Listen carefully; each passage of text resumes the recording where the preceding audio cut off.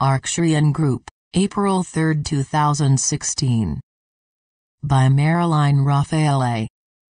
Website, onenessofall.com.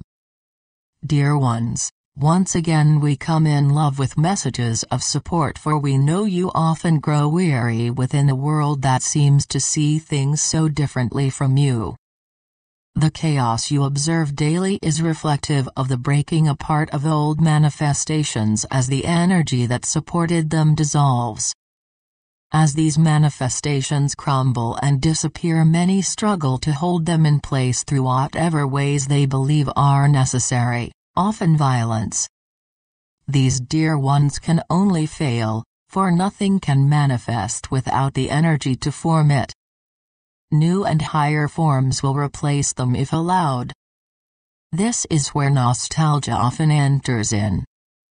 A weary soul begins to yearn for some imagined pastime, believing it to have been better and much easier. This can be a slippery slope for those seeking to spiritually evolve, for it has the potential to hold one in bondage to concepts. However, for the enlightened, nostalgia can serve as a path into a deeper understanding of self versus self. A sense of nostalgia, when recognized as such, can illuminate deeply held concepts and beliefs still needing to be seen and cleared. Nostalgia is simply the material sense of that yearning for peace that all souls unconsciously know is their birthright. Because now is such a powerful time filled with new energies pouring to earth, clearings of old belief systems, and change, it is understandable that many have become world-weary, even choosing to leave, especially those who do not understand what is actually going on. No one can recreate and live in the past, although many have tried. Every generation reflects the consciousness of that particular time. The clothes, transportation, morality, laws, etc. But all these things evolve as consciousness evolves. There was a time when the only mode of transportation was a horse, when women were not allowed to vote, and when humans were used as slaves, but the world in general has evolved and will continue to evolve as individuals awaken, each adding more light to universal consciousness. Living in the past or the future is life lived on the level of the three-dimensional mind that sees everything as either good or bad. It can never true living, for that can only take place in the now moment. If you are one who enjoys books and films about other times or fantasy, that is fine, but enjoy them without nostalgia or yearning, seeing them as the entertainment they are. You are only required to live out from your highest sense of right in each moment, and that is different for every individual. Do not expect a non-evolved person to be loving and happily getting along with everyone, for he has not yet attained that state of consciousness. This awareness allows you to move beyond the personal guilt and resentment that comes up regarding roads not taken, angry words said to others, or unloving actions taken in some past time. You were expressing your highest attained state of consciousness at that time. If you were to say or do those same things now, you would not be living out from your highest attained state of consciousness, because you have evolved. Allow experiences of the past, the good ones as well as the not so good ones, to take their place as finished and move on, knowing they have only the power you give them. Try not to fear or panic as you observe chaos in the outer scene. Limit your involvement with television news, and much of its programming. Media in general has become simply a propaganda tool for promoting violence, and the idea of humans as ignorant and stupid, all of which is serving to keep fear and obsolete concepts alive and well. It is often only through what appears as chaos that change can happen. Much of what you are observing at this time represents the effect energy changes are having on the unenlightened. Confused and angry, They lash out in whatever ways they can, for they do not understand, nor do they care to understand, the deeper issues of energy and change taking place on Earth at this time. Try not to despair when you see scenes of chaos in the news or hear the words of politicians so desperate for power and your vote that they say whatever they think you want to hear instead of having any original or new ideas of their own. Not all, but most see the world through concepts of the past and are thus unable to move into anything higher than what is already known. This is the reason a totally unqualified candidate appeals to so many. He represents change, albeit backward change, but change. The political arena does not want change, for change may lessen their personal power. Most are incapable of seeing solutions other than through what is already known, and it is the consciousness of the public that allows these old energies to remain in place. As the world becomes more enlightened, these self-serving so-called leaders will disappear. The energy will determine who is elected. Living each day according to your highest sense of right automatically guides you into whatever higher levels of consciousness you are ready for, and in turn adds light to the world consensus consciousness. This is how mankind evolves. Try not to get too involved in the nonsense of an unaware world.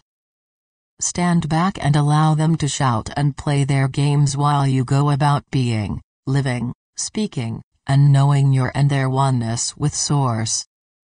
When you engage in anything, you are automatically giving energy to it, no matter how righteous you believe your position to be.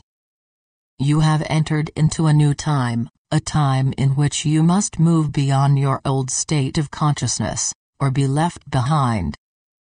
Opinions can be offered when appropriate, but do not give them a power for good or bad. How is it possible to love those I really don't like? Trying to love others humanly can be very difficult, because the human consciousness will always interpret some as lovable, and others as not so lovable. As awakened individuals, you are ready to understand that only God is love, and only God can love. Humanly, you have no love to give. Abundance, joy, peace, creativity, etc., are God qualities, and to seek them outside of oneself or claim them as yours personally is duality and separation. Sometimes you will succeed and sometimes not. As you learn to get out of the way and let God love through you, you will find yourself loving and expressing the qualities of divinity without thought. How to do this? Through your inner work, and the realization of yourself and every living thing as divine. This awareness gradually becomes your state of consciousness. As you begin living life from this higher state of consciousness, you will find yourself expressing love automatically, and without thought or struggle. It is who you have become, and many of you are already experiencing this. Trust that all is proceeding as it should, knowing that you are spiritual beings who came to Earth with a plan you yourselves created, and are being guided throughout your Earth stay, even if it does not seem that way. The things that seem to be so difficult represent illusion, the misinterpretations you created throughout many unawakened lifetimes, much of which you may still hold in cellular memory. This is why you are here. You recognize that the powerful energies of these times on Earth were perfect to help you remember and discover who you really were, while allowing you to finally end the cycles of unawakened lifetimes and clear remaining obsolete energies from cellular memory. You all have come a long way through many lifetimes of struggle, but that is ending. You have awakened. Much that previously seemed so real and powerful no longer holds power over you, and long-held fears are dissolving into the nothingness that they always were. Never deny appearances, good or bad, but simply acknowledge them for what they are, mind interpretations of a divine reality. It is fine to rejoice in the birth of a child, but know that this is just as much an illusion as the weak and dying. Appearances of both good and bad are illusory, only God and the qualities of that divine consciousness are real, lasting, and held in place by law. Rest more, relax more, trust more. Most of you are clearing old cellular memory at this time, which can leave you feeling flu-like symptoms.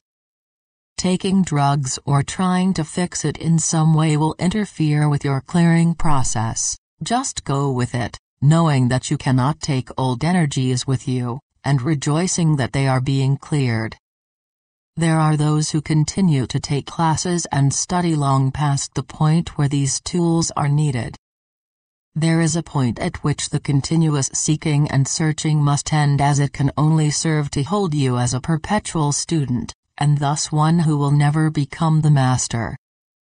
It indicates a consciousness of separation. To live a consciousness outgrown is very human.